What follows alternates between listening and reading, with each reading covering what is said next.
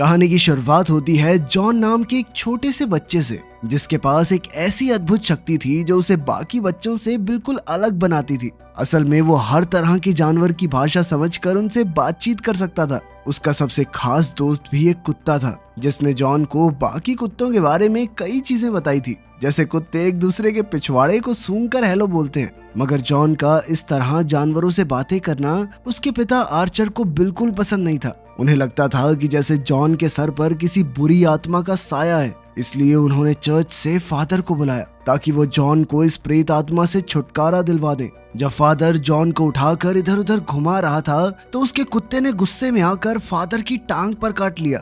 आखिरकार आर्चर ने इस मुसीबत को जड़ से खत्म करने के लिए कुत्ते को हमेशा के लिए शेल्टर होम भेजने का फैसला किया। उस दिन जॉन आखिरी बार अपने खास साथी को देख रहा था तो उसकी आंखें भर आई। उस दिन के बाद जॉन ने कभी किसी जानवर से बात ना करने की कसम खाई और अपने पिता के नक्शे कदम पर चलने का फैसला किया। इसके कई साल बाद अब जॉन डूलिटल काफी बड़ा हो चुका था। इतने सालों में वो ये तक भूल चुका था कि जानवरों की भी कोई भावनाएं होती हैं, क्योंकि अब उसके मन में जानवरों के लिए कोई इंसानियत नहीं बची थी।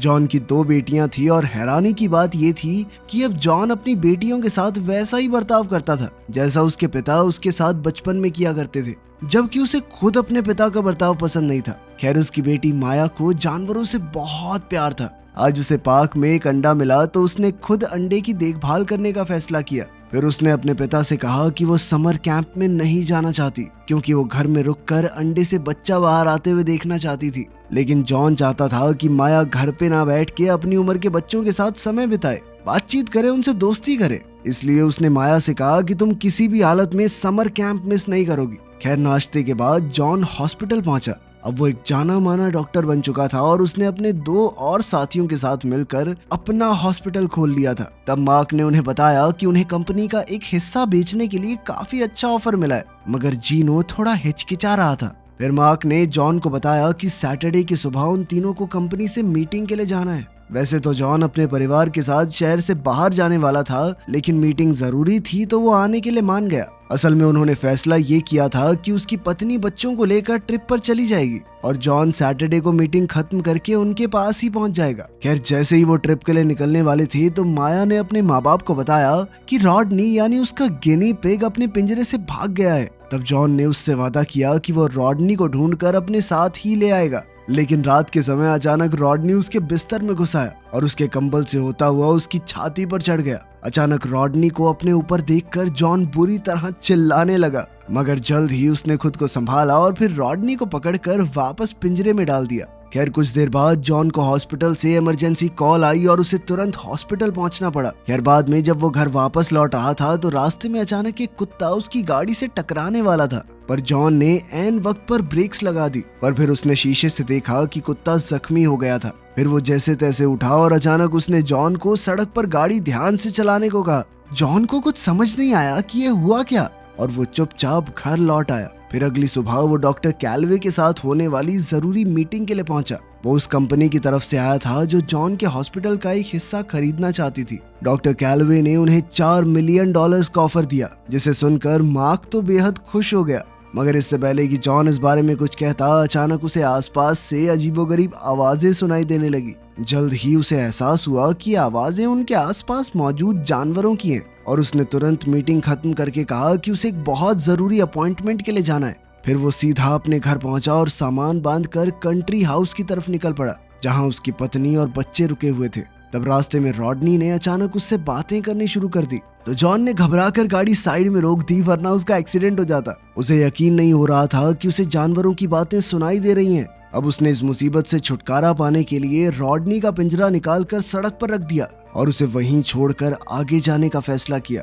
मगर फिर जॉन को माया का भी ख्याल आया और उसे याद आया कि माया को रॉडनी से कितना लगाव है। इसलिए उसने फिर से वापस जाकर रॉडनी को उठाया और उसे रास्ते भर चुप रहने को कहा, वरना इस बार जॉन उसे पक्का सड़क किनारे छोड़ ही देगा। अब उसने रॉडनी का पिंजरा गाड़ी की छत पर बांध दिया और फिर एक लंबा सफर तय करके कंट्री हाउस तक पहुंच गया। तब उसने देखा कि उसके पिता भी वहां आ गए थे। माया तो रॉडनी को देखते ही तुरंत उसके पास दौड़ी, लेकिन इधर जॉन सबके सामने नॉर्मल होने का नाटक कर रहा था, क्योंकि सच तो ये था कि अब हर तरह के जानवर उससे बातें करने लगे थे। खैर, शाम को जॉन सोने जा रहा था और लीजा बाथरूम में थी। तभी अचानक जॉन को एक बार फिर से एक अजीबोगरीब आवाज सुनाई दी जो उसे पुकार रही थी। जॉन ने बालकनी में जाकर देखा कि एक उल्लू उससे मिलने आया था।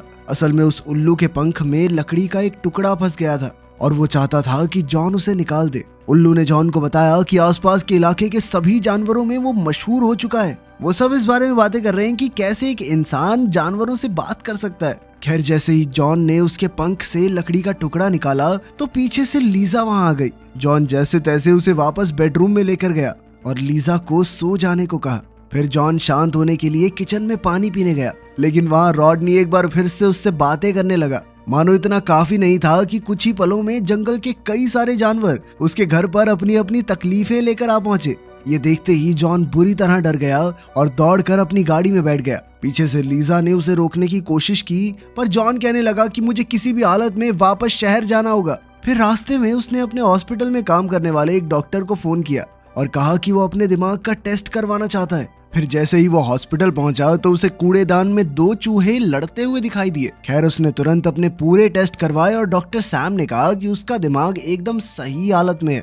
उसने कहा कि शायद ज्यादा काम और बिल्कुल आराम न करने की वजह से उसे इस तरह जानवरों की आवाजें सुनाई दे रही हैं। आखिरकार संडे सुबह जॉन ने अपनी पत्नी को फोन किया और कहा कि वो जल्द ही उनके पास कंट्री हाउस पर वापस आ रहा है। मगर जैसे ही उसने फोन रखा तो अचानक उसकी नजर उसी कुत्ते पर पड़ी जो उस रात उसकी गाड़ी से टकराने वाला था। उसे एक वैन में पिंजरे में डालकर ले जाया जा रहा था, तो जॉन ने उसके पीछे जाने का फैसला किया। जब जॉन शेल्टर होम पहुंचा तो उसे सभी कुत्तों की आवाजें सुनाई दी जो चाहते थे कि जॉन उन्हें अडॉप्ट कर ले, लेकिन जॉन ने सिर्फ उसी कुत्ते को रिहा करवाया। असल में जॉन को बुरा लग रहा था कि उस दिन उसकी गलती की वजह से ये कुत्ता जख्मी हो गया और शायद इसी वजह से वो पकड़ा गया होगा। इसलिए उसने कुत्ते को शेल्टर होम से बाहर निकालकर उसकी मदद की।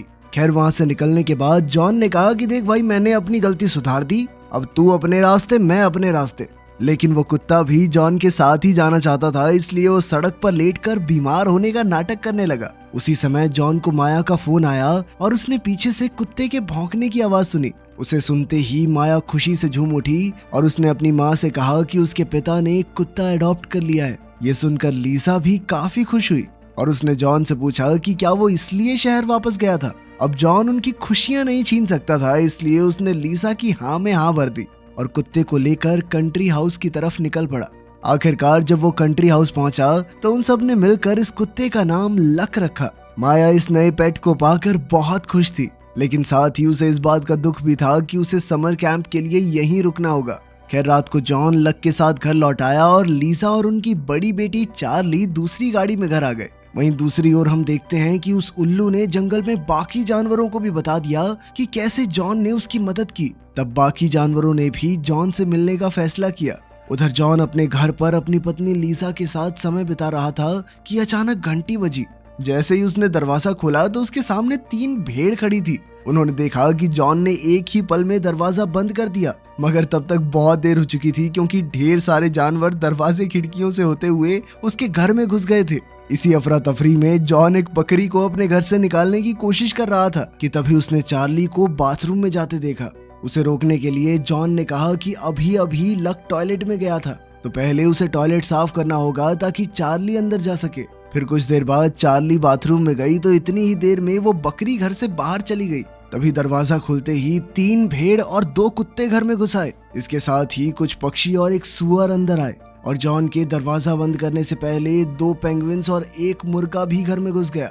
अब जॉन का घर किसी जू से कम नहीं लग रहा था, इसलिए आखिरकार उसने इन जानवरों की तकलीफें सुनकर इनकी मदद करने का फैसला किया। सबसे पहले उसने एक कबूतर जोड़े में हो रही लड़ाई सुलझवाई। इसके बाद उसने एक बंदर की शराब की लत छोड़ने में मदद की। फिर उसने एक कुत्ते की मदद की जो टेनिस बॉल्स के पीछे पागल हो गया था।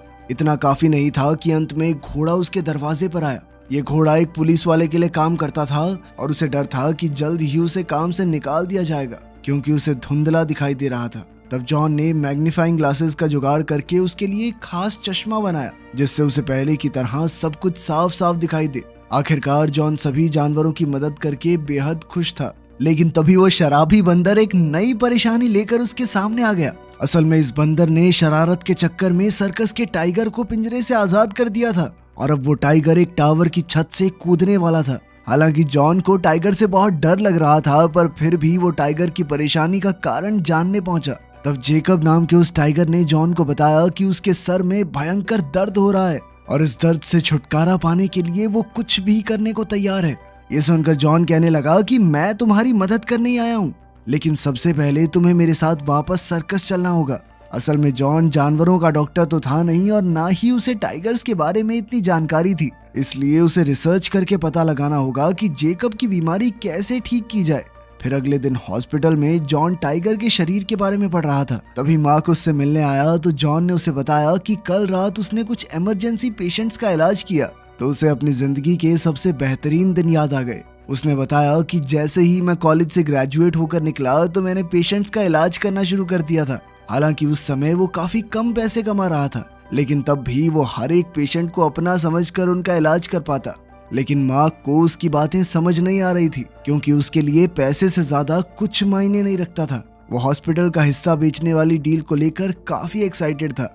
खैर बाद में टाइगर्स पर रिसर्च करते हुए जॉन ने डॉक्टर फिश नाम के एक जानवरों के डॉक्टर को फोन किया जो टाइगर्स का स्पेशलिस्ट था। जॉन ने उससे कुछ सवाल पूछकर जानकारी हासिल की और फिर शाम को वो जेकब से मिलने सर्कस में पहुंचा। उसने जेकब को बताया कि अब तक मुझे तुम्हारी बीमारी का इलाज नहीं मिल पाया है, पर उसने वादा किया कि वो जल्द ही कोई ना कोई हल जरूर निकाल लेगा। बाद में जब जॉन हॉस्पिटल लौटा तो उसे वही 2 चूहे दिखाई दिए जो कुछ दिन पहले कूड़ेदान में लड़ रहे थे, पर जॉन ने देखा कि इस बार एक चूहा काफी बीमार था और उसे इलाज की सख्त जरूरत थी। अब वो चूहे को कागज के लिफाफे में डालकर इमरजेंसी रूम में ले गया और उसका इलाज शुरू किया। इतनी ही देर में लीसा वहां पहुंची और जब उसने जॉन को एक चूहे का इलाज करते देखा तो उसके होश उड़ गए। जल्द ही जॉन के साथी डॉक्टर्स भी वहां आ गए और वो ये देखकर हक्के बक्के रह गए कि जॉन जानवरों से बातें कर रहा था। लेकिन तभी अचानक चूहा बेसुध होकर गिर पड़ा और फिर जॉन को लगा कि उसे दिल का दौरा पड़ा है। अब जॉन ने उसे अपने मुंह से सांस देकर सीपीआर दी ताकि वो फिर से जिंदा हो सके। फिर जब वो चूहे की छाती पर मसाज कर रहा था तो चूहे के पेट से अजीब आवाजें आने लगी। तब जॉन को एहसास हुआ कि चूहे को सिर्फ गैस की दिक्कत थी। पर इधर लीजा ये सब देखकर बुरी तरह घबरा गई, क्योंकि उसे लगा कि जॉन की दिमागी हालत अब ठीक नहीं है। इसलिए उसने जॉन को साइकाइट्रिक हॉस्पिटल में भेजने का फैसला किया। वहां जॉन की मुलाकात हॉस्पिटल के डायरेक्टर डॉक्टर ब्लेन से हुई तो पता चला कि डॉक्टर ब्लेन और जॉन दोनों कॉलेज में एक साथ पढ़े थे।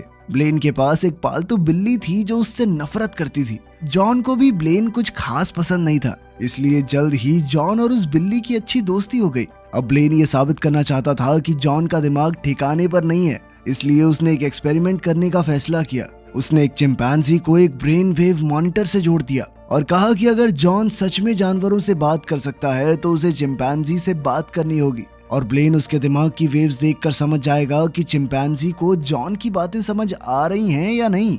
अब जॉन चिंपैंजी से बात करने लगा, मगर चिंपैंजी ने उसकी ओर ध्यान ही नहीं दिया। कई बार कोशिश करने पर भी कोई फायदा नहीं हुआ तो ब्लेन ने एक और डॉक्टर को बुलाया ताकि वो जॉन को ब्लेन के ऑफिस में ले जाए। जैसे ही जॉन कमरे से बाहर जा रहा था तो अचानक उसने चिंपैंजी को बात करते सुना और उसे पता चला कि ये चिंपैंजी तो स्पेनिश बोलता है। यही वजह थी कि वो जॉन की बातें समझ नहीं पा रहा था। खैर अब जॉन को एहसास हो गया था कि अगर उसे इस जगह से बाहर निकलना है तो उसे ये कबूल करना होगा कि वो सच में जानवरों से बातें नहीं करता, बल्कि ये उसके मन का एक वहम है। अब उसने लीसा को फोन किया, लेकिन रॉडनी ने फोन उठा लिया तो जॉन और रॉडनी के बीच बहस शुरू हो गई।